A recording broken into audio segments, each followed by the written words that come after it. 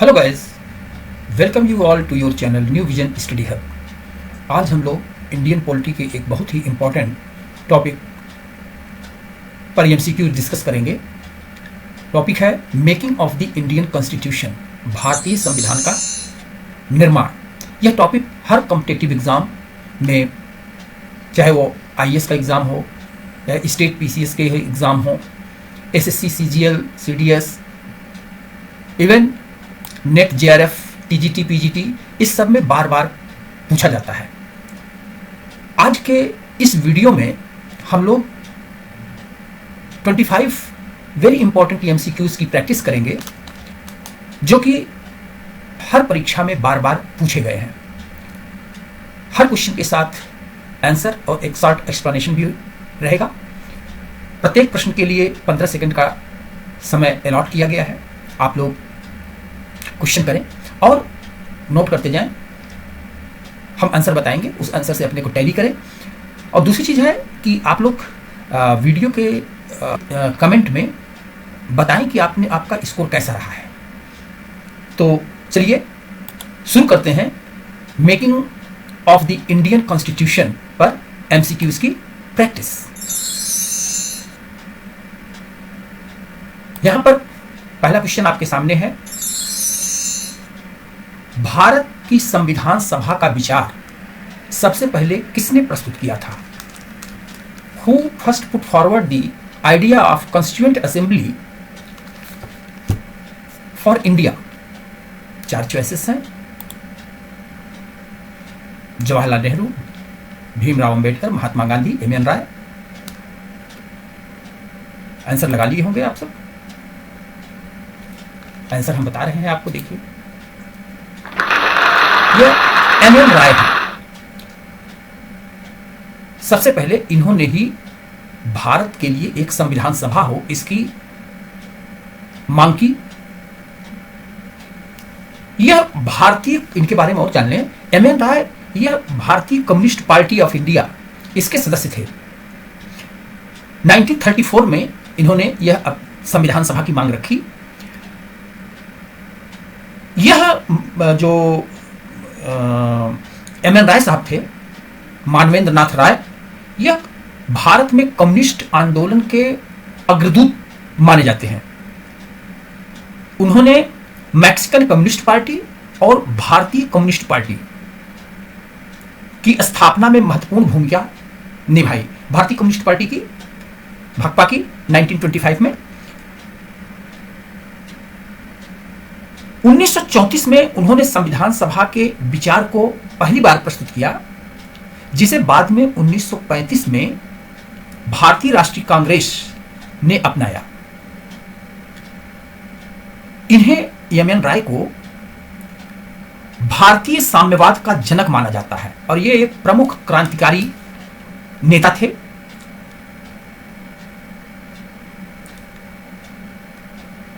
उनकी यह मांग स्वतंत्र भारत के संविधान निर्माण की दिशा में एक प्रारंभिक कदम साबित हुआ। बाद में यह रेडिकल डेमोक्रेटिक पार्टी से संबंधित हो गए। 1940 में, 1940 में यह कम्युनिस्ट पार्टी छोड़ करके यह रेडिकल डेमोक्रेटिक पार्टी की स्थापना की।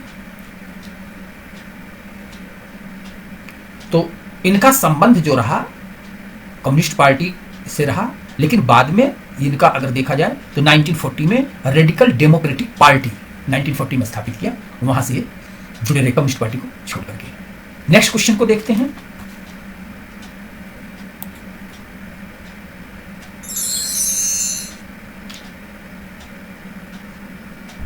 संविधान सभा के सदस्यों का चुनाव किसके द्वारा किया गया था? Who elected the members of the Constituent Assembly? भारतीय राष्ट्रीय कांग्रेस द्वारा, ब्रिटिश संसद द्वारा, जनता द्वारा प्रत्यक्ष चुनाव, प्रांतीय विधानसभाओं के सदस्यों द्वारा।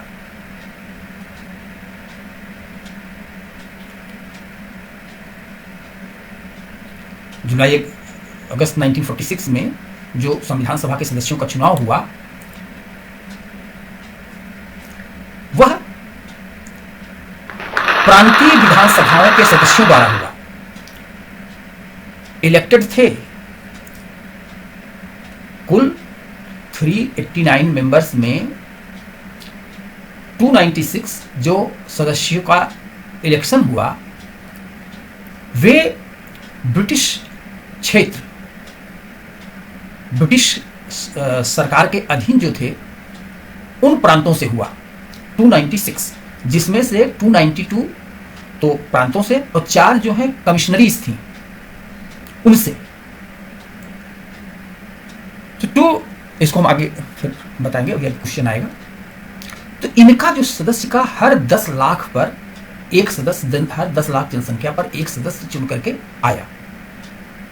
93 सदस्य तो प्रांत उसके थे जो रजवाड़ों से, वो तो इनडायरेक्ट आए, रजवाड़ों ने अपॉइंटमेंट किया। और जो चुनाव हुआ 296 में, इनका चुनाव डायरेक्ट जनता द्वारा न होकर के प्रांतीय विधानसभाओं के सदस्यों ने सदस्य चुन करके भेजा। 10 लाख पर 10 लाख की जनसंख्या पर एक सदस्य इस अनुपात में था। नेक्स्ट क्वेश्चन, किस अधिनियम द्वारा संविधान सभा की स्थापना का प्रावधान किया गया था? ये क्वेश्चन है।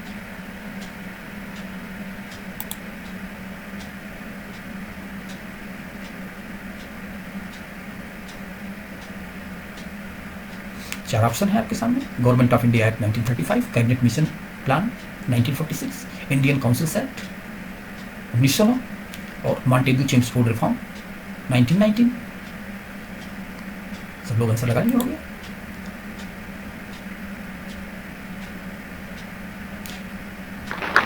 कैबिनेट मिशन प्लान 1946 इसके योजना के अनुसार संविधान सभा की स्थापना का प्रावधान किया गया। जो गवर्नमेंट ऑफ इंडिया एक्ट 1935 है, 1935 के अधिनियम केवल शासन की संरचना से संबंधित था, संविधान सभा से नहीं। संविधान सभा के गठन कैबिनेट मिशन प्लान के तहत हुआ। नेक्स्ट क्वेश्चन देखते हैं।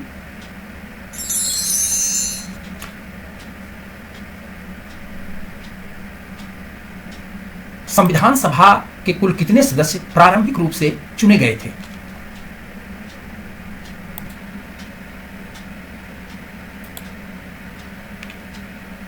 आंसर लगा लिया है। 389 प्रारंभिक रूप से, मतलब उसमें 389 सदस्यों का संविधान सभा में चुना जाना था, जिसमें 296 सदस्य जो थे वे निर्वाचित होने थे ब्रिटिश प्रांतों से और कमिश्नरियों से, और 93 सदस्य मनोनीत होने थे, यह थे देशी रियासतों से। 93 सदस्य देशी रियासतों से मनोनीत होकर के आने थे और 296 सदस्य निर्वाचित होने थे। 296 में से 292 ब्रिटिश प्रांतों से और 4 ब्रिटिश कमिश्नरीज से। इसमें जो 4 ब्रिटिश कमिश्नरियां थीं, एक सदस्य दिल्ली कमिश्नरी से, एक अजमेर मारवाड़ से, एक बलूचिस्तान से और एक कुर्ग कर्नाटक से। ये 4 ब्रिटिश कमिश्नरियां थीं, तो एक कमिश्नरी से एक मेंबर, और 292 ब्रिटिश प्रांतों से और 93 मनोनीत हुए थे।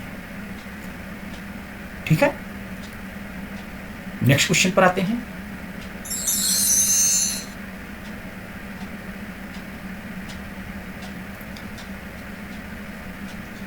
स्वतंत्रता और विभाजन के बाद संविधान सभा के कितने सदस्य रह गए थे?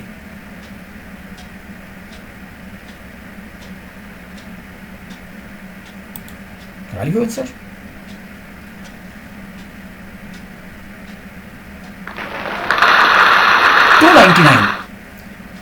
299 389 मेंबर्स थे विभाजन से पहले। विभाजन के बाद सदस्य जो पाकिस्तान के थे प्रांत से जो उसमें शामिल हो गए, उनके सदस्य वहां चले गए। यहां पर 299 सदस्य रह गए।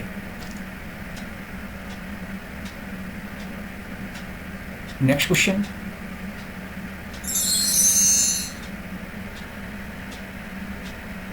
संविधान सभा की पहली बैठक कब हुई थी?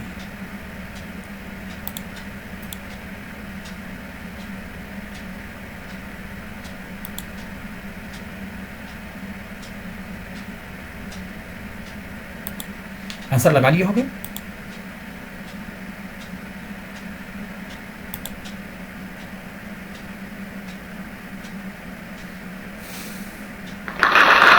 दिसंबर 1946 को। जुलाई अगस्त 1946 में संविधान सभा के सदस्यों का निर्वाचन होता है। जुलाई अगस्त 1946 के दौरान 9 दिसंबर 1946 को पहली बैठक हेल्ड की जाती है। सबसे वयोवृद्ध सदस्य थे डॉक्टर सच्चिदानंद सिन्हा। उन्हें अंतरिम चेयरमैन नियुक्त किया जाता है पहली मीटिंग का संचालन करने के लिए। Next question,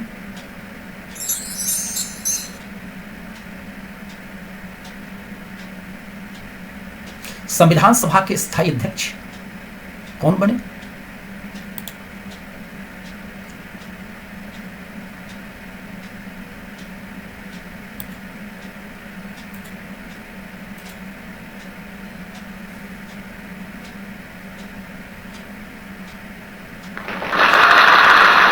doctor Rajendra Prasad. जब 9 दिसंबर को पहली बैठक होती है, दूसरी बैठक 11 दिसंबर को होती है। डॉक्टर राजेंद्र प्रसाद को स्थायी अध्यक्ष इलेक्ट किया जाता है, permanent president of the constituent assembly.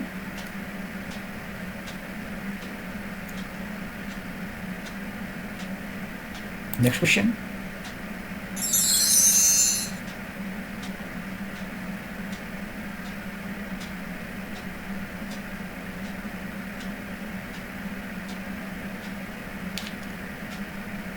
उद्देश्य प्रस्ताव किसने प्रस्तुत किया?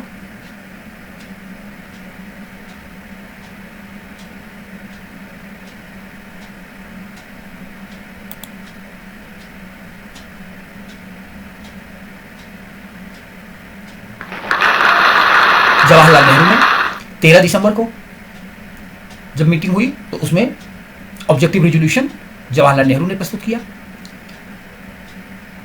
9 दिसंबर को पहली बैठक होती है जिसमें डॉक्टर सच्चिदानंद सिन्हा को अस्थायी अंतरिम प्रेसिडेंट चुना जाता है। 11 दिसंबर को जब दोबारा बैठक होती है तो डॉक्टर राजेंद्र प्रसाद को परमानेंट प्रेसिडेंट चुना जाता है और उसी दिन 11 दिसंबर को उनको अध्यक्ष चुना जाता है और उपाध्यक्ष एच.सी. मुखर्जी को और संविधान सलाहकार कॉन्स्टिट्यूशनल एडवाइजर बी.एन. राव को, बी.एन. राव। और 13 दिसंबर को जब बैठक होती है तो उसमें ऑब्जेक्टिव रिजोल्यूशन जवाहरलाल नेहरू प्रस्तुत करते हैं। नेक्स्ट क्वेश्चन,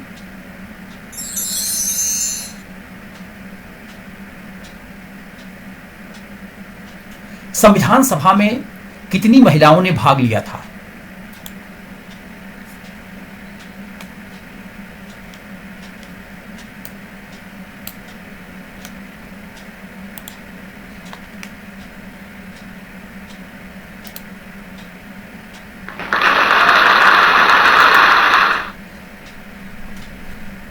संविधान सभा में कुल 15 महिलाओं ने भाग लिया था, जिसमें एक मुस्लिम समाज से थी, एक दलित वर्ग से थी।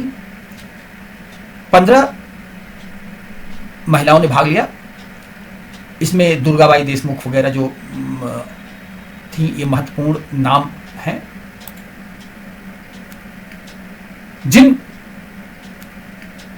जिन प्रमुख महिलाओं ने भाग लिया था संविधान निर्माण में, उनमें प्रमुख नामों में अगर देखा जाए दुर्गाबाई देशमुख, हंसा मेहता, कमला चौधरी, पूर्णिमा बनर्जी, राजकुमारी अमृत कौर, सरोजनी नायडू, सुचेता कृपलानी, विजय लक्ष्मी पंडित, ये इसमें शामिल थी। इनमें से कईयों ने महिला अधिकार, सामाजिक सुधार, स्वास्थ्य, इन जैसे महत्वपूर्ण मुद्दों को संविधान सभा में उठाया और संवैधानिक रूप से शामिल करने के लिए अपना बहुत महत्वपूर्ण योगदान दिया है। नेक्स्ट क्वेश्चन,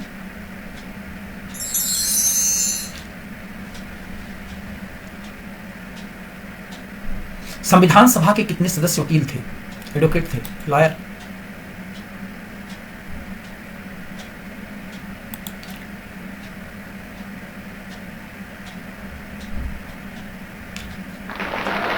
लगभग 50% सदस्य जो थे संविधान सभा में लगभग 50% मेंबर्स जो थे वे लॉयर थे, कानून विधि वेत्ता लोग थे। इसीलिए बहुत ढंग से एक एक चीजों पर उन्होंने बहस की, बात की। और लेकिन कभी कभी आलोचना में यही कहा जाता है कि यह संविधान इस तरीके से इतना जटिल बन गया है कि सामान्य व्यक्ति की समझ में नहीं आता है। यह लॉयरों की कमाई का बहुत बड़ा स्रोत भी बन गया है। नेक्स्ट क्वेश्चन,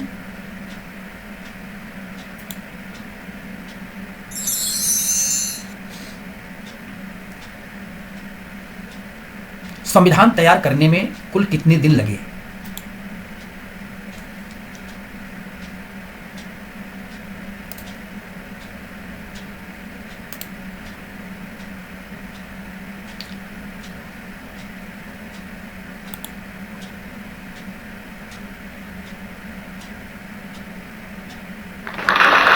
दो वर्ष 11 महीने 18 दिन। इस पर खर्च 64 लाख रुपए उस समय का आया।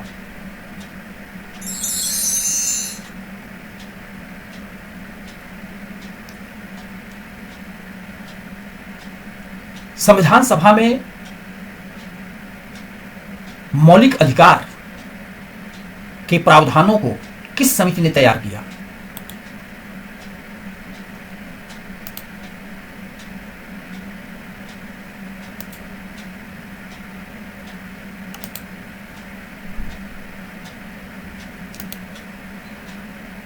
संविधान सभा परामर्श समिति, ड्राफ्टिंग कमेटी, मसौदा समिति, उद्देश्य प्रस्ताव समिति, प्रांतीय संविधान समिति।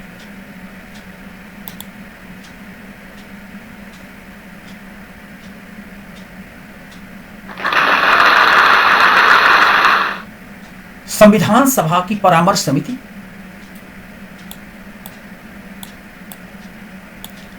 कॉन्स्टिट्यूएंट असेंबली एडवाइजरी कमेटी, इसने किया।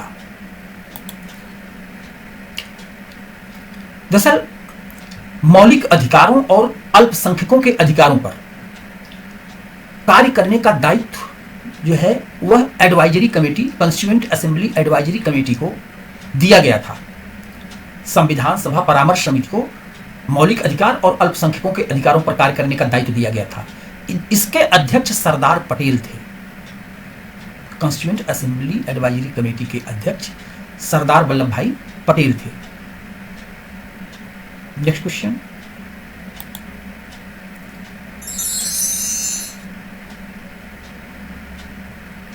संविधान समिति की ड्राफ्टिंग कमेटी, मसौदा समिति या प्रारूप समिति, उसके कुल कितने सदस्य थे? सबको पता होगा।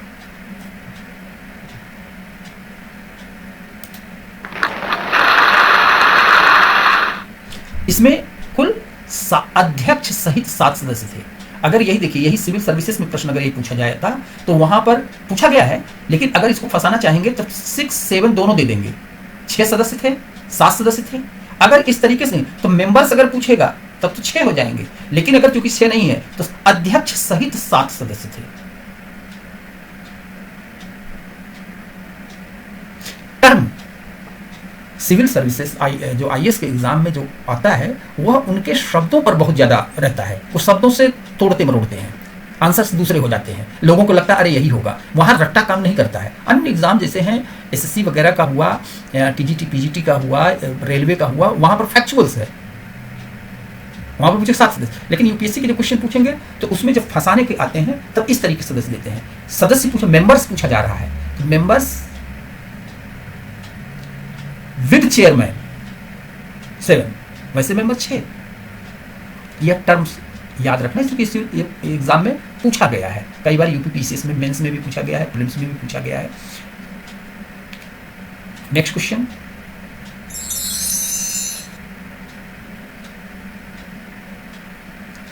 संविधान सभा ने संविधान पर हस्ताक्षर और अनुमोदन कब किया?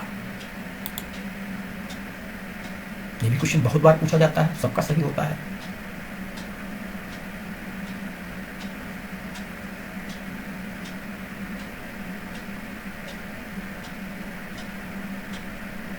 लगा लियो आंसर।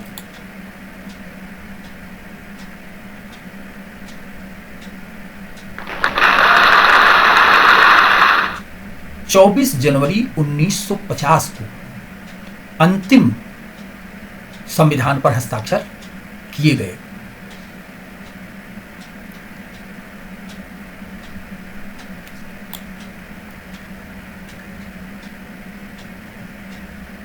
चौबीस जनवरी 1950 को 284 सदस्यों ने संविधान पर हस्ताक्षर किए। 296 थे, जिसमें 284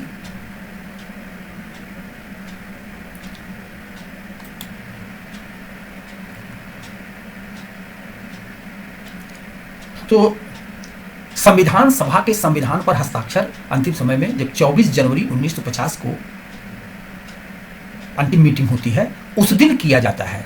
और कुल 299 सदस्य थे, जो कि बताया गया 389 थे।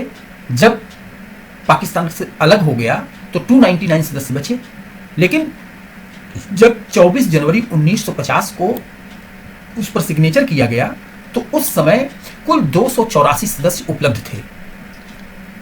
उन लोगों ने, जो उपस्थित सदस्य 284 थे, उन लोगों ने हस्ताक्षर किए। डॉक्टर राजेंद्र प्रसाद सहित वे सदस्य उस पर हस्ताक्षर करते हैं। नेक्स्ट,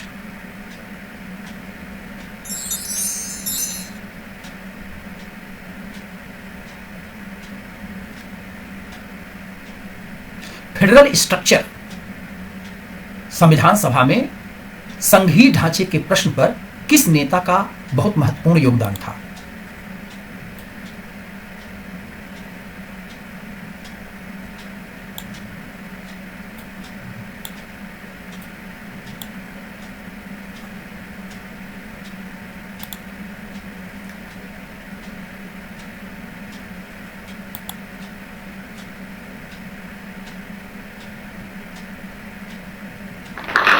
सरदार वल्लभ भाई पटेल को,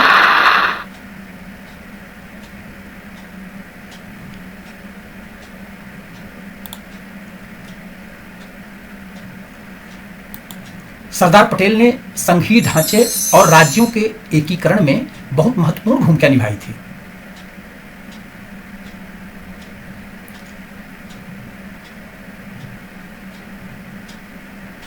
किसने कहा था संविधान केवल वकीलों का दस्तावेज नहीं, यह जीवन की एक धारा है। The constitution is not merely A lawyers document, it is a vehicle of life. Drafting committee के किस मेंबर ने ऐसा कहा था?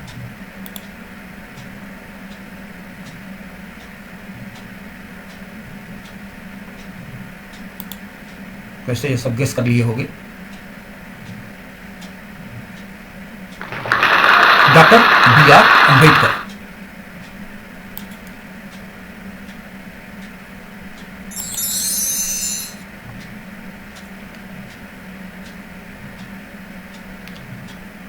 Which committee of the Constituent Assembly is known as the mini constitution? भारतीय संविधान सभा में किस समिति को लघु संविधान कहा जाता है?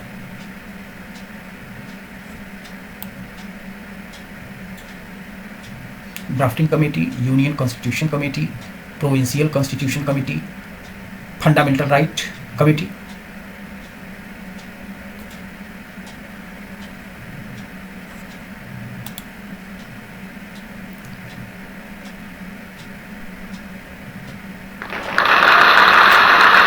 ड्राफ्टिंग कमेटी को, प्रारूप समिति, जो जो भी बहस हुई उन सबको, जो मुद्दे प्रस्तुत किए जाते थे उनको, BN राव जो संविधान सलाहकार थे संविधान सभा में, उनकी सलाह ली जाती थी, काफ़ी जानकार व्यक्ति थे। और चूंकि समिति का जो चेयरमैन होता है, सारा रोल अंततः उसका आता है, तो उसमें अंबेडकर साहब थे और इसी ने ही सारी चीज़ों को लिखा, ड्राफ्ट करना, पांडुलिपि तैयार की इस समिति ने, इसलिए इसको मिनी कॉन्स्टिट्यूशन कहा जाता है।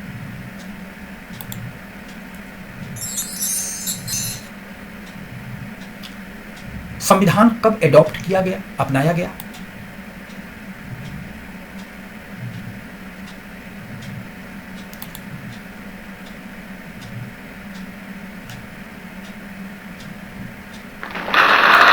नवंबर 1949। यह संविधान जो हमारे प्रियम्बल है, प्रस्तावना है, उसमें यह डेट वर्णित भी है। नेक्स्ट क्वेश्चन,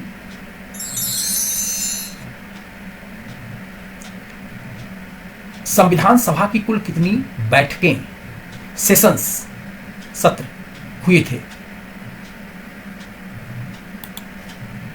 बहुत महत्वपूर्ण है, लगा लिए हो गए।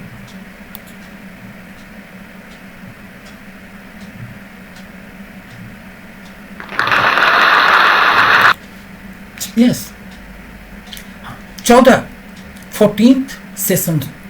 सेशन हुए थे टोटल, 14 सेशन। यह प्रश्न इस तरीके से भी पूछे, मतलब जो इसमें है या नोट करते रहिएगा, जो बता रहे हैं कि 11 सीटिंग्स हुई थी, 11 अधिवेशन सीटिंग्स या बैठकें, और 14 सेशन, जो 14 सत्र हुए थे। इंग्लिश में ध्यान दीजिएगा, यहां पर सेशन है, सेशन 14 थे और सीटिंग 11, याद रखिएगा। सीटिंग जो है अधिवेशन, 11 अधिवेशन और 14 सत्र हुए थे। यह यूपीपीसीएस में मेंस में यह प्रश्न पूछा गया है, लेकिन मजेदार बात है कि उसमें सीटिंग पूछी है, इंग्लिश में सीटिंग दिया हुआ है, वहां पर 11 नहीं है, 9 है, 10 है, 12 है, तो उसमें कोई और 15 है, तो वहां पर आंसर मिल ही नहीं रहा है। कभी कभी ऐसे प्रश्न पूछे जाते हैं जब आप जान रहे हैं लेकिन उसमें चॉइस नहीं दिया हुआ है सही। यह यूपीपीसीएस मेंस में पूछा गया है। और दूसरी चीज है कि यह DSSB, Delhi subordinate selection board जो है, इसमें जो टीजीटी का है उसमें भी ये पूछा गया है, उसमें भी वही गलती है। वह सीटिंग, कितनी सीटिंग हुई है, तो सीटिंग में 11 है ही नहीं, याद रखिएगा। 11 सीटिंग्स एंड 14 सेशंस। अब उसका जो भी ट्रांसलेट कर, जो उसमें ट्रांसलेट था वह ट्रांसलेट आपको बताएं बैठकें दिया हुआ था, और इंग्लिश में सेशन, तो सेशन 14 और सीटिंग्स 11।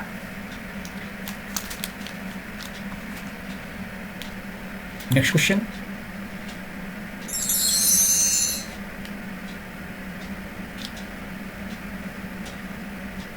संविधान सभा में संविधान को धर्मनिरपेक्ष और गणतांत्रिक, सेकुलर और रिपब्लिकन बनाने का प्रस्ताव किसने रखा था?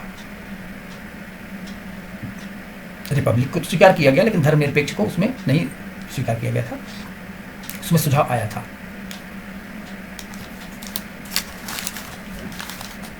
क्योंकि उसमें सदस्य जो थे सभी इस चीज पर कुछ को छोड़ करके ज्यादातर लोग इस चीज से सहमत थे कि भारत जो देश है यह खुद धर्मनिरपेक्ष है। जो सनातन सभ्यता है वह धर्मनिरपेक्ष ही है, क्योंकि सबको महत्व देता है। कोई शिव को मान रहा है, कोई राम को मान रहा है, कोई कृष्ण को मान रहा है, कोई गणेश को मान रहा है, तो सबको, और कुछ लोग नहीं भी मान रहे हैं, नास्तिक भी हैं, वह भी सबको देता है। तो इसलिए वह ऑलरेडी जो एक धर्म के रूप में देखा गया कि वह ऑलरेडी इसमें तो यह सबसे ज़्यादा सेकुलर है, इसलिए इस प्रस्ताव को स्वीकार नहीं किया गया। हाँ, रिपब्लिकन को स्वीकार किया गया था, बहुत लोगों ने भी इस पर रखा था। तो देखें किसने रखा।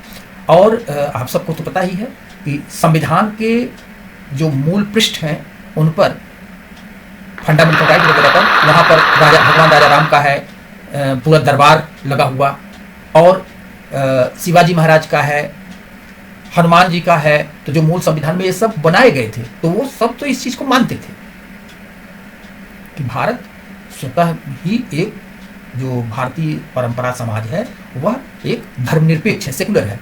ये तो सेकुलर टर्म जो है यह वेस्टर्न कंट्रीज में होता था। वहाँ पर जब दो में कैथलिक और प्रोटेस्टेंट में लड़ाई जब होती थी तो एक दूसरे को साफ कर देता था, इसलिए वहाँ पर यह था कि वहाँ पर सेकुलर शब्द आना वहाँ पर ईजाद हुआ।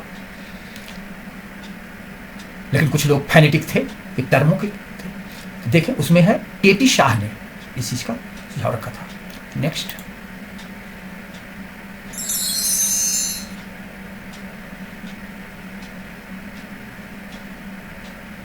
संविधान सभा की अंतिम बैठक कब हुई थी?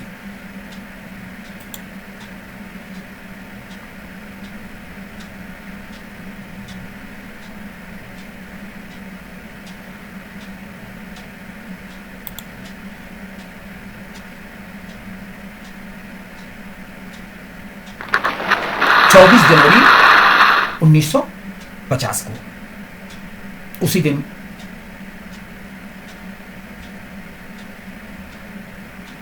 जो उपस्थित मेंबर्स थे, 284 मेंबर्स ने उस पर साइन किया। उस समय के प्रेसिडेंट डॉक्टर राजेंद्र प्रसाद ने अंतिम साइन करते हैं, उस पर फाइनल होता है।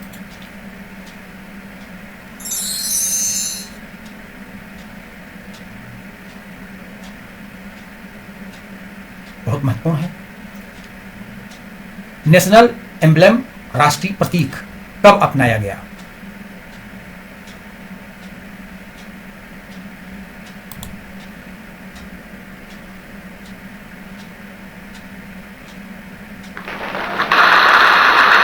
जनवरी 1950 को। 24 जनवरी 1950 को। यह चीज़ बहुत महत्वपूर्ण है, याद रखें कि 24 जनवरी को बहुत सी चीज़ें अपनाई गई और 24 जनवरी को ही जो संविधान सभा के अध्यक्ष डॉक्टर राजेंद्र प्रसाद को राष्ट्रपति के रूप में स्वीकार किया गया। उनको राष्ट्रपति, प्रथम राष्ट्रपति नियुक्त हुए। 24 जनवरी को राष्ट्रगान को संविधान सभा द्वारा स्वीकार किया गया। 24 जनवरी को ही जो नेशनल एंथम है, यानी राष्ट्रगान, जनगण मन अधिनायक जय है, जो रविन्द्रनाथ टैगोर का है, उसे स्वीकार किया गया। और इसको तो जानते हैं कि पहली बार 1911 में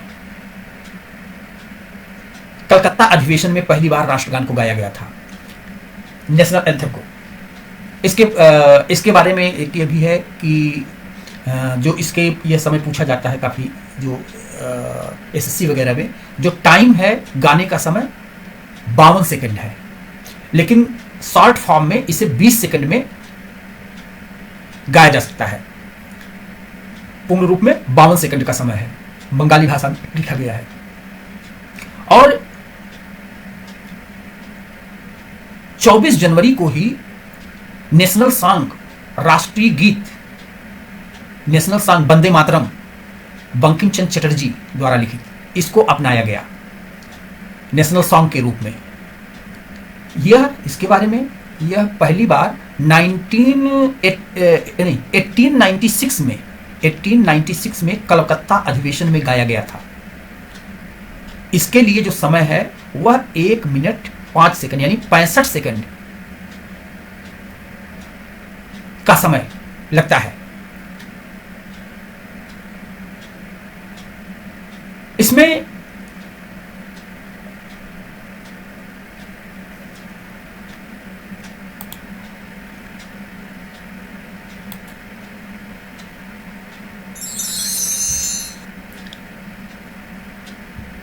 भारत का नेशनल फ्लैग, राष्ट्रीय ध्वज, संविधान सभा द्वारा कब अंगीकार किया गया, कब स्वीकृत किया गया?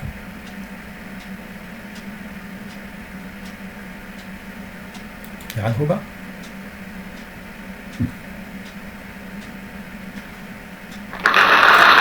यह 22 जुलाई 1947 को, 22 जुलाई 1947, ये थोड़ा अलग है। 22 जुलाई 1947 को इसे अपनाया गया और बताया गया था कि नेशनल सॉन्ग, नेशनल एंथम यह 24 जनवरी 1950 को।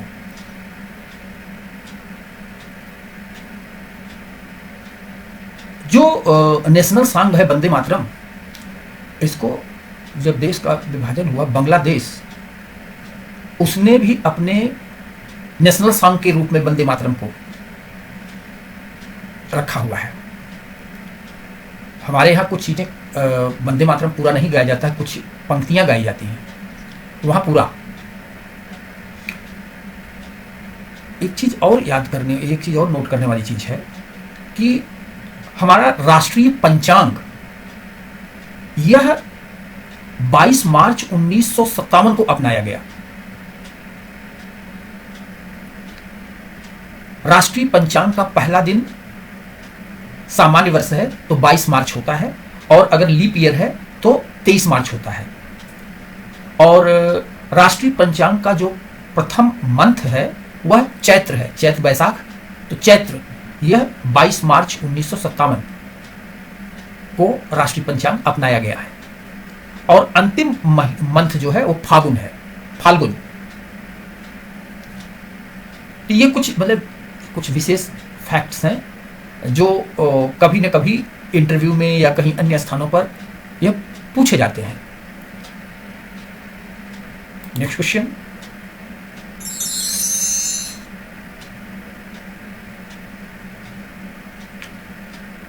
नेशनल एंथम को कब अपनाया गया संविधान सभा द्वारा?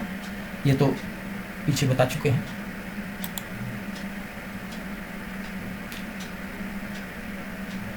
चौबीस जनवरी 1950। नेक्स्ट क्वेश्चन है, भारतीय संविधान की मूल प्रति किस भाषा में लिखी गई थी? Original, in which language was the original copy of the Indian Constitution written?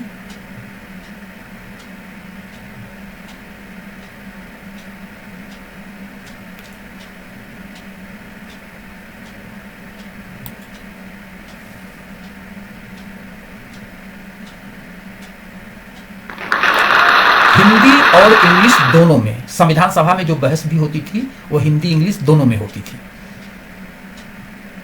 और उसको मूल प्रति हिंदी और इंग्लिश दोनों में लिखी गई।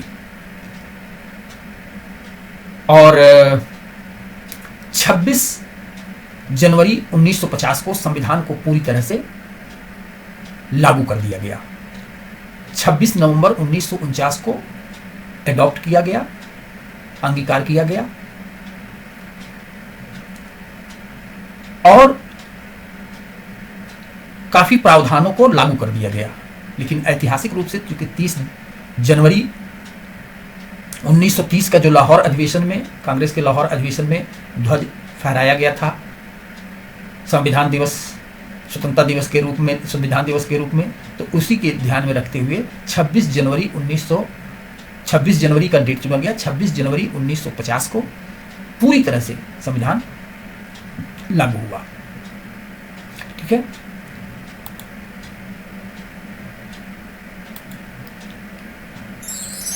तो फ्रेंड्स यह क्वेश्चन रहे। आशा करते हैं कि आज के क्वेश्चन से आपको काफ़ी कुछ सीखने को मिला होगा। कैसा आपका परफॉर्मेंस रहा है आपकी तैयारी का, आप उसको वीडियो के जो कमेंट बॉक्स है उसमें बताइएगा। और भी क्वेश्चंस की प्रैक्टिस होती रहेगी। इस पर संवैधानिक विकास पर हमारा यूट्यूब पर वीडियो है, उसको आप पढ़िए, आपको बहुत सी चीज़ें आपको पता चलेंगी। उसका हम लिंक इस डिस्क्रिप्शन में डाल देंगे, आप वहाँ से देखिए, आपको बहुत फ़ायदा होगा।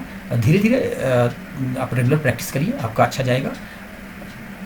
अगर आपको यह टॉपिक अच्छा लगा हो, समझ में आया हो, आपके कॉन्सेप्ट क्लियर हुए हों, आपको आपकी तैयारी में यह वीडियो सहायक हो रहा हो, तो लाइक, शेयर और सब्सक्राइब करिए। कमेंट में आप बताइए कि आप और किस चीज़ पर MCQs चाहते हैं, हम उस पर बनाएंगे।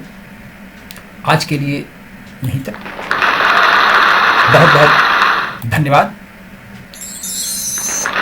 जय हिंद, जय भारत, जय भारतीय सेना। Thank you.